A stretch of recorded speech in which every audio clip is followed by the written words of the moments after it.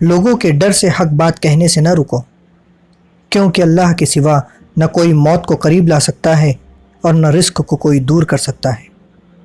السلام علیکم دوستو، میں آپ کا دوست محسن آپ کا خیر مقدم کرتا ہوں آپ کے اپنے چینل دا پائنیئرز آف اسلام میں۔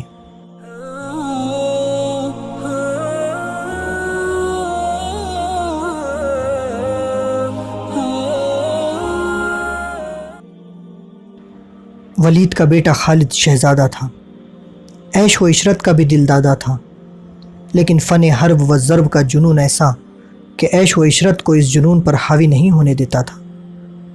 مدینے کی طرف جاتے ہوئے اسے وہ یہودن یاد آئی جس کا نام یوحوا تھا۔ اس نے اس یہودن کو ذہن سے نکال دیا، لیکن یوحوا رنگ برنگی تتلی بن کر اس کے ذہن میں اڑتی رہی۔ خالد اسے ذہن سے نہیں نکال سکا۔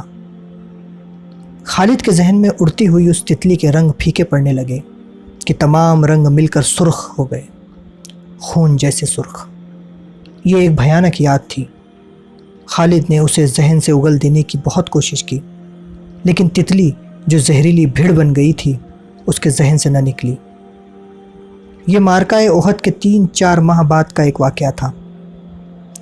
یہ ایک سازش تھی جس میں وہ شریک نہ تھا، لیکن وہ قبیلہ قریش کا بڑا ہی اہم فرد تھا۔ مسلمانوں کے خلاف کسی سازش میں شریک نہ ہونے کے باوجود دعویٰ نہیں کر سکتا تھا کہ وہ اس میں شریک نہ تھا۔ معرکہ احد میں زخمی ہونے والے بعض اہل قریش کے زخم ابھی ٹھیک بھی نہیں ہوئے تھے کہ ایک روز خالد کو خبر ملی کہ مدینے سے 6 مسلمان تبلیغ اسلام کے لیے رجی کی طرف جا رہے تھے کہ عفان سے تھوڑی دور ایک غیر مسلم قبیلے نے انہیں روک لیا اور ان میں سے 2 کو مکہ لایا گیا ہے اور انہیں نیلام کیا جا رہا ہے۔ خالد دوڑتا ہوا وہاں گیا۔ وہ مسلمان خبیب بن عدی رضی اللہ تعالیٰ عنہ اور زید بن دسنہ رضی اللہ تعالیٰ عنہ تھے۔ خالد دونوں کو جانتا پہچانتا تھا، وہ اسی قبیلے کے افراد ہوا کرتے تھے۔ انہوں نے اسلام قبول کر لیا تھا۔ ان میں حب رسول کا عالم یہ تھا کہ رسول خدا پر جانے قربان کرنے کو تیار رہتے تھے۔ رسول خدا صلی اللہ علیہ وسلم بھی انہیں بہت عزیز رکھتے تھے۔ خالد نے دیکھا کہ 4 افراد ان کے پاس کھڑے تھے، دونوں کے ہاتھ رسیوں سے بندھے ہوئے تھے۔ یہ دونوں مسلمان ہیں، ایک آدمی چبوترے پر کھڑا اعلان کر رہا تھا۔ یہ دونوں احد میں تمہارے خلاف لڑے تھے، ان کے ہاتھوں تمہارے عزیز اور خون کے رشتہ دار مارے گئے تھے۔ ہے کوئی جو انتقام کی آگ بجھانا چاہتا ہے؟ انہیں خریدو، انہیں اپنے ہاتھوں سے قتل کرو اور خون کے بدلے خون بہاؤ۔ یہ آدمی سب سے اونچی بولی دینے والے کو ملیں گے۔ بولو۔ 2 گھوڑے، ایک آواز آئی۔ بولو، بڑھ کر بولو۔ 2 گھوڑے، ایک اونٹ، ایک اور آواز آئی۔ گھوڑوں اونٹوں کو چھوڑو، سونے میں بولی دو، سونا لاؤ، دشمن کے خون سے انتقام کی پیاس بجھاؤ۔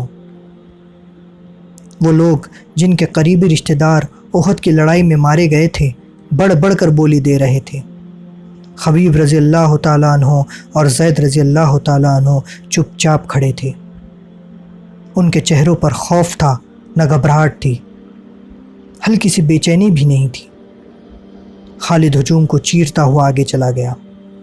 او قریش کے سردار کے جنگجو بیٹے، خبیب رضی اللہ تعالیٰ عنہ نے خالد کو دیکھ کر بڑی بلند آواز سے کہا، تیرا قبیلہ ہم دونوں کا خون بہا کر اس مقدس آواز کو خاموش نہیں کر سکتا جو غار ہرا سے اٹھی ہے۔ لا اپنے قبیلے کا کوئی نامور لڑاکا اور میرے ہاتھ کھلوا دے، پھر دیکھ کون کس کے خون کی پیاس بجھاتا ہے۔ میدان جنگ میں پیٹھ دکھا کر بھاگنے والوں، زید رضی اللہ تعالیٰ عنہ نے گرجدار آواز میں کہا، تم نے شکست کا انتقام ہمارے بھائیوں کی لاشوں سے لیا ہے۔ تمہاری عورتوں نے احد کے میدان میں ہماری لاشوں کے کان اور ناکے کاٹ کر ان کے ہار اپنے گلے میں لٹکائے ہیں۔ آج 4 برس بعد مدینے کی طرف جاتے ہوئے خالد کو خبیب رضی اللہ تعالیٰ عنہ اور زید رضی اللہ تعالیٰ عنہ کی للکار اور تانے صاف سنائی دے رہے تھے۔ وہ زید کے تانے برداشت نہیں کر سکا تھا۔ آج 4 برس بعد اسے یہ تانا یاد آیا تو بھی اس کے جسم نے جھرجھری لی۔ اسے احد کے میدان کا وہ منظر یاد آ گیا جب ابو سفیان کی بیوی ہند نے حمزہ رضی اللہ تعالیٰ عنہ کا کلیجہ نکال کر اپنے منہ میں ڈال لیا اور چبا کر اگل دیا۔ اسی عورت نے اپنے ساتھ کی عورتوں سے کہا تھا کہ وہ مسلمانوں کے کان اور ناکے کاٹ لائے۔ ان عورتوں نے اس کے آگے کانوں اور ناکوں کے ڈھیر لگا دیے تھے۔ ہند نے ان کانوں اور ناکوں کا ہار بنایا اور اپنے گلے میں ڈال لیا تھا، اور وہ پاگلوں کی طرح میدان میں ایک گیت گاتی اور ناچتی پھری تھی۔ اس منظر کو اس کے شوہر ابو سفیان نے پسند نہیں کیا تھا۔ خالد نے تو نفرت سے منہ پھیر لیا تھا۔ 3-4 ماہ بعد وہ مسلمان جن کے ہاتھ رسیوں سے بندھے ہوئے تھے اسے تانے دے رہے تھے۔ وہ اوچھے طریقے سے انتقام لینے والا آدمی نہیں تھا۔ وہ وہاں سے کھسک آیا اور اہل قریش کے ہجوم میں گم ہو گیا۔ اسے اس قبیلے کا ایک آدمی مل گیا جو ان 2 مسلمانوں کو پکڑ لایا تھا۔ کسی تاریخ میں اس قبیلے کا نام نہیں ملتا۔ مورخوں نے بن ہشام کے حوالے سے اسے ایک جنگجو قبیلہ لکھا ہے جو قریش کا اتحادی تھا۔ خالد نے اس جنگجو قبیلے کے اس آدمی سے پوچھا کہ ان مسلمانوں کو کس طرح پکڑا گیا ہے۔ خدا کی قسم، اس آدمی نے کہا، کہو تو ہم مسلمانوں کے رسول کو پکڑ لائیں اور نیلامی کے چبوترے پہ کھڑا کر دے۔ تم جو کام نہیں کر سکتے اس کی قسم نہ کھاؤ۔ خالد نے کہا، ان 2 کو کہاں سے پکڑا گیا ہے؟ یہ 6 تھے، اس شخص نے جواب دیا۔ ہم نے احد میں مارے جانے والوں کا انتقام لیا ہے، آئندہ ایسے ہی انتقام لیتے رہیں گے۔ ہمارے قبیلے کے کچھ آدمی مدینہ محمد کے پاس گئے اور کہا کہ وہ اسلام قبول کرنے آئے ہیں۔ انہوں نے یہ بھی کہا کہ ان کا پورا قبیلہ اسلام قبول کرنے کا ارادہ کر چکا ہے، لیکن پورا قبیلہ مدینہ نہیں آ سکتا۔ ہمارے ان آدمیوں نے محمد سے کہا کہ ان کے ساتھ چند ایک مسلمانوں کو ان کے قبیلے میں بھیجا جائے جو پورے قبیلے کو مسلمان کرے اور پھر قبیلے کو مذہبی تعلیم دینے کے لیے کچھ عرصے وہیں رہے۔ ہمارے یہ آدمی جب واپس آئے تو ان کے ساتھ 6 مسلمان تھے۔ ادھر ہمارے سردار شارجہ بن مغیث نے 100 آدمیوں کو رجی کے مقام پر بھیج دیا۔ جب یہ 6 مسلمان رجی پہنچے تو ہمارے 100 آدمیوں نے انہیں گھیر لیا۔ تم سن کر حیران ہو گئے۔ یہ 6 مسلمان تلواریں نکال کر 100 آدمیوں کے مقابلے پر آ گئے۔ ہم نے 3 کو مار ڈالا اور 3 کو پکڑ لیا، ان کے ہاتھ رسیوں سے باندھ دیے۔ شارجہ بن مغیث نے حکم دیا تھا کہ وہ مدینے سے کچھ مسلمان تمہارے دھوکے میں آ کر تمہارے ساتھ آ گئے تو ان میں سے 2-3 کو مکہ لے جانا اور انتقام لینے والوں کے ہاتھ فروخت کر دینا۔ ہم 3 کو ادھر لا رہے تھے، راستے میں ان میں سے ایک نے رسیوں سے ہاتھ نکال لیے، مگر وہ بھاگا نہیں۔ وہ اتنا پھرتیلا تھا کہ اس نے ہمارے ایک آدمی کی نیام سے تلوار نکال لی، کیونکہ ہم نے اسے نہتھا رکھا تھا۔ اس نے بڑی ہی تیزی سے ہمارے 2 آدمیوں کو مار ڈالا۔ اکیلا آدمی اتنے سارے آدمیوں کا مقابلہ کب تک کرتا؟ وہ مارا گیا اور ہم نے اس کے جسم کا قیمہ کر دیا۔ یہ 2 رہ گئے، ہم نے ان کے ہاتھ اور زیادہ مضبوطی سے باندھ دیے اور یہاں لے آئے۔ اور تم خوش ہو؟ خالد نے اسے طنزیہ کہا۔ محمد کیا کہے گا؟ اہل قریش اور ان کے دوست قبیلے اتنے بزدل ہو گئے ہیں کہ اب دھوکے دینے اور 6 آدمیوں کو 100 سے مروانے پر اتر آئے ہیں۔ کیا تم نے مجھے یہ بات سناتے شرم محسوس نہیں کی؟ کیا ان 100 آدمیوں نے اپنی ماؤں کو شرمسار نہیں کیا جن کا انہوں نے دودھ پیا ہے؟ تم نے میدان جنگ میں مسلمانوں کا کیا بگاڑ لیا تھا ولید کے بیٹے؟ اس آدمی نے کہا، کیا تم محمد کی طاقت کا مقابلہ کر سکتے ہو؟ بدر میں 1000 قریش 313 سے مار کھا آئے تھے۔ احد کی لڑائی میں محمد کے پیروکار کتنی تعداد میں تھے؟ 700 سے کم ہوں گے، زیادہ نہیں تھے۔ قریش کتنے تھے؟ ہزاروں۔ سن خالد بن ولید، محمد کے ہاتھ میں جادو ہے، جہاں جادو چلتا ہے وہاں تلوار نہیں چل سکتی۔ پھر تمہاری تلوار کس طرح چلی ہے؟ خالد نے پوچھا۔ اگر محمد کے ہاتھوں میں جادو ہے تو وہ تمہارے سردار شارجہ بن مغیث کے دھوکے میں کس طرح آ گیا؟ اس کے 4 آدمیوں کو کس طرح مار ڈالا گیا؟ ان دونوں کو محمد کا جادو آزاد کیوں نہیں کرا لیتا؟ تم جس چیز کا مقابلہ کرنے کی جرت نہیں رکھتے اسے جادو کہہ دیتے ہو۔ ہم نے جادو کو جادو سے کاٹا ہے، شارجہ بن مغیث کے قبیلے کے اس آدمی نے کہا۔ ہمارے پاس یہودی جادوگر آئے تھے، ان کے ساتھ 3 جادوگرنیاں بھی تھیں۔ ان میں سے ایک کا نام یوحوا ہے۔ ہم نے اپنی آنکھوں سے دیکھا ہے کہ ایک گھنی جھاڑی میں سے ایک برچھی زمین پر سرکتی باہر آئی۔ یہ برچھی جھاڑی میں واپس چلی گئی اور سانپ بن کر واپس آئی۔ یہ سانپ واپس جھاڑی میں چلا گیا۔ مدینے کی طرف جاتے ہوئے اسے یہ واقعہ یاد آ رہا تھا۔ وہ اسے یاد نہیں کرنا چاہتا تھا، لیکن زہریلی بھیڑوں کی طرح یہ یاد اس کے اوپر بھنبھناتی رہی۔ اسے یوحوا یاد آئی۔ وہ جادوگرنی تھی یا نہیں، اس کے حسن میں، جسم کی ساخت، مسکراہٹ اور بولنے کے انداز میں جادو تھا۔ اس نے شارجہ بن مغیث کے اس آدمی کے منہ سے یوحوا کا نام سنا تو وہ چونکا۔ معرکہ احد کے بعد جب اہل قریش کی فوج مکہ واپس آئی تھی تو مکہ کے یہودی ایسے انداز سے ابو سفیان، خالد اور اکرمہ کے پاس آئے تھے جیسے احد میں یہودیوں کو شکست ہوئی ہو۔ یہودیوں کے سرداروں نے ابو سفیان سے کہا تھا کہ مسلمانوں کو شکست نہیں ہوئی اور لڑائی ہار جیت کے بغیر ختم ہو گئی ہے تو یہ قریش کی شکست ہے، یہ یہودیوں کی ناکامی ہے۔ یہودیوں نے اہل قریش کے ساتھ اس طرح ہمدردی کا اظہار کیا تھا جیسے وہ اہل قریش کی ناکامی پر غم سے مرے جا رہے ہو۔ انہی دنوں خالد نے پہلی بار یوحوا کو دیکھا تھا۔ وہ اپنے گھوڑے کی ٹہلائی کے لیے آبادی سے باہر نکل گیا تھا۔ جب وہ واپس آ رہا تھا تو راستے میں اسے یوحوا مل گئی۔ یوحوا کی مسکراہٹ نے اسے روک لیا۔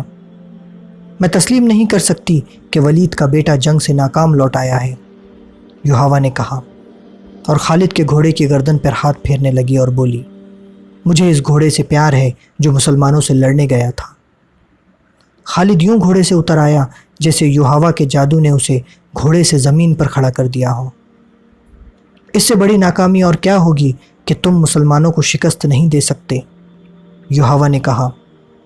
تمہاری شکست ہماری شکست ہے، اب ہم تمہارا ساتھ دیں گے، لیکن تمہارے ساتھ ہوتے ہوئے بھی تم ہمیں اپنے ساتھ نہیں دیکھ سکو گے۔ خالد نے یوں محسوس کیا جیسے اس کی زبان بند ہو گئی ہو۔ تلواروں، برچھیوں اور تیروں کی بوچھاڑوں کا مقابلہ کرنے والا خالد یوحوا کی مسکراہٹ کا مقابلہ نہ کر سکا۔ اگر یہودی ہمارے ساتھ نہیں ہوں گے تو ہمارے کس کام آ سکیں گے؟ خالد نے پوچھا۔ کیا تم سمجھتے ہو کہ صرف تیر ہی انسان کے جسم سے پار ہو جاتا ہے؟ یوحوا نے کہا۔ عورت کا تبسم تم جیسے دلیر اور جری مردوں کے ہاتھوں سے تلوار گرا سکتا ہے۔ خالد اس سے کچھ پوچھنا چاہتا تھا لیکن کچھ پوچھ نہ سکا۔ یوحوا نے اس کی آنکھوں میں آنکھیں ڈالی اور پھولوں کی پنکھڑی جیسے ہونٹوں پر تبسم آ گیا۔ یوحوا آگے چل پڑی۔ خالد اسے دیکھتا رہا۔ اس نے اپنے وجود کے اندر لطیف سے جھٹکے محسوس کیے۔ اس کے گھوڑے نے کھر مارا تو خالد اپنے آپ میں آ گیا۔ وہ بڑی تیزی سے گھوڑے پر سوار ہوا اور چل پڑا۔ کچھ دور جا کر اس نے پیچھے دیکھا۔ یوحوا رک کر اسے دیکھ رہی تھی۔ یوحوا نے اپنا ہاتھ ذرا اوپر کر کے ہلایا۔ اب جب کہ 2 مسلمانوں کو نیلام کیا جا رہا تھا اور خالد کو ایک آدمی نے بتایا تھا کہ ان مسلمانوں کو کس طرح دھوکے میں لایا گیا ہے، اور اس آدمی نے یوحوا کا بھی نام لیا، تو اس نے ارادہ کر لیا کہ معلوم کرے گا کہ یوحوا نے یہ جادو کس طرح چلایا تھا۔ اسے اپنے قبیلے کا ایک سرکردہ آدمی مل گیا۔ اس سے اسے پتہ چلا کہ یہ مسلمان اہل قریش کے ہاتھ کس طرح آئے ہیں۔ 3-4 سرکردہ یہودی یوحوا اور 2-3 اور یہودیوں کو ساتھ لے کر شارجہ بن مغیث کے پاس چلے گئے۔ یہ قبیلہ تھا تو جنگجو، لیکن اس پر مسلمانوں کا رعب اس طرح طاری ہو گیا تھا جیسے لوگ جادوگروں سے ڈرتے تھے۔ اس قبیلے میں یہ مشہور ہو گیا تھا کہ رسول اکرم صلی اللہ علیہ وسلم کے ہاتھ میں کوئی جادو ہے۔ یہودیوں نے اپنی زمین دوز کارروائیوں کے لیے اس قبیلے کو اس لیے منتخب کیا تھا کیونکہ وہ جنگجو قبیلہ تھا۔ یہودی بڑی دانشمند قوم تھی۔ انہوں نے سوچا کہ مسلمانوں کے جادو کا وہم اگر پھیل گیا تو دوسرے قبیلے بھی اس سے متاثر ہوں گے۔ یہ یہودی اس قبیلے کے سردار شارجہ بن مغیث کے پاس گئے اور اس کا یہ وہم دور کرنے کے لیے کہ مسلمان جادوگر ہے اسے بہت کچھ کہا، لیکن شارجہ بن مغیث نے تسلیم نہیں کیا۔ رات کو یہودیوں کے کہنے پر شارجہ نے ان مہمانوں کی ضیافت کا انتظام باہر کھلے آسمان تلے کیا۔ ان یہودیوں نے اپنے ہاتھوں اپنے میزبانوں کو شراب پلائی۔ شارجہ بن مغیث اور اس کے قبیلے کے چند ایک سرکردہ افراد کو جو شراب پلائی گئی اس میں یہودیوں نے کوئی صفوف سا ملا دیا۔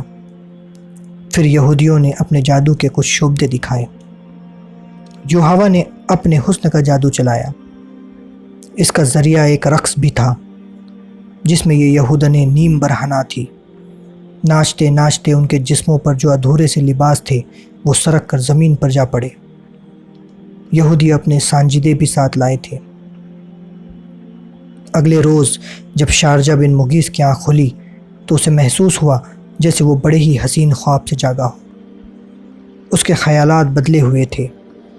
کچھ دیر بعد پھر اپنے قبیلے کے دوسرے سرداروں کے ساتھ وہ یہودیوں کے پاس بیٹھا تھا۔ یہودنیں بھی وہاں موجود تھی۔ یوحوا کو دیکھ کر وہ بے قابو سا ہو گیا۔ اس نے لپک کر یوحوا کا بازو پکڑا اور اسے کھینچ کر اپنے پاس بیٹھا لیا۔ ضروری نہیں کہ دشمن کو میدان جنگ میں للکار کر ہی اسے شکست دی جائے، ایک یہودی نے کہا۔ ہم مسلمانوں کو دوسرے طریقوں سے بھی ختم کر سکتے ہیں۔ اس کا ایک طریقہ ہم تمہیں بتاتے ہیں۔ خالد کو بتایا گیا کہ ان 6 مسلمانوں کو مدینے سے دھوکے سے لانے کا یہ طریقہ یہودیوں نے بتایا تھا، اور شارجہ بن مغیث نے جو آدمی رسول کریم صلی اللہ علیہ وسلم کے پاس بھیجے تھے ان میں ایک یہودی بھی تھا۔ خالد مسلمانوں کو اپنا بدترین دشمن سمجھتا تھا، لیکن اسے یہ غیر جنگی طریقے اچھے نہیں لگتے تھے۔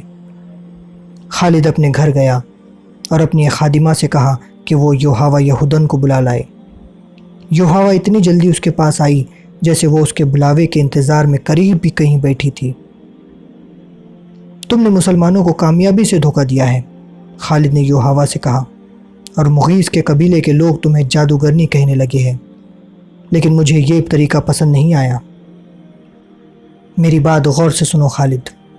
یوحوا اس کے قریب جا بیٹھی اور اس کی ران پر ہاتھ رکھ کر بولی، تم اپنے قبیلے کے نامور جنگجو ہو، لیکن تم میں عقل کی کمی ہے۔ دشمن کو مارنا ہے، تلوار سے مارو، تیر سے مارو، یا اسے تیکھی نظروں سے ہلاک کر دو۔ تیر اور تلوار چلائے بغیر دشمن کو کوئی مجھ جیسی عورت ہی مار سکتی ہے۔ خالد یوحوا کے جسم کی تپش محسوس کر رہا تھا۔ یوحوا اس کے اتنے قریب بیٹھی ہوئی تھی کہ ایک بار یوحوا نے چہرہ خالد کی طرف موڑا تو اس کے روئی جیسے ملائم گال خالد کے گال سے جا لگے۔ خالد نے اپنے جسم میں بڑی پرلطف حرارت سی لہر دوڑتی محسوس کی، لیکن کسی خیال سے وہ ذرا پرے سرک گیا۔ آج 4 برس بعد وہ اب صحرا میں تنہا جا رہا تھا۔ وہ اپنے گال پر یوحوا کے رخسار کا لمس محسوس کر رہا تھا۔ اس حد تک تو وہ خوش تھا کہ یہودی ان کے ساتھ تھے، لیکن اسے یہ بھی معلوم تھا کہ یہودیوں کی دوستی میں جہاں مسلمانوں کی دشمنی ہے وہاں ان کے اپنے مفادات بھی ہیں۔ البتہ اس نے یہ تسلیم کر لیا تھا کہ یوحوا اگر جادوگرنی نہیں تو اس کے سراپا میں جادو کا کوئی اثر ضرور ہے۔